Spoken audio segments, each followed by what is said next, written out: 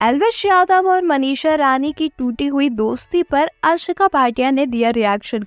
सलमान खान का show big boss OTT 2 को खत्म हुए काफी ज्यादा टाइम हो चुका है, लेकिन इसके कंटेस्टेंट्स अभी तक लाइमलाइट में बने हुए हैं। हाल फिलहाल में ही आशिका भाटिया को स्पॉट किया गया, जहां पर आशिका भाटिया से ढेर सारे सवाल भी किए गए, जिसमें आशिका ने एल्विश यादव और मनीषा रानी की दोस्ती टूटने पर काफी शॉकिंग रिएक्शन दिया है। चलिए आपको बताते हैं क्या कुछ कहा आशिका भाटिया ने। बिग बॉस OTT 2 का पार्ट बनने के बाद एक बार फिर से आशिका भाटिया की किस्मत चमकती हुई नजर आई है और शो से बाहर जाने के बाद ही लगातार आशिका को काफी सारे काम भी मिलते हुए नजर आए हैं। आशिका भाटिया एक सोशल मीडिया इन्फ्लुएंसर हैं, साथ ही साथ वो काफी फेमस टीवी एक्ट्रेस भी हैं। आशिका भाटिया ने चाइल्ड एक्ट्रेस के तौर पर अपने करियर की शुरुआत की थी, लेकिन थोड़े टाइम बाद वो स्क्रीन से दूरी बनाए हुए दिखाई दी थी। लेकिन अब एक बार फिर से आशिका भाटिया वापस से इंडस्ट्री में एक्टिव हो चुकी हैं। अब आशिका भाटिया को स्पॉट किया गया, जहां पर पेपराजी ने उनसे सवाल किए कि मनीषा रानी और एल्विश यादव की दोस्ती टूटी है, इस पर उनका क्या कहना है।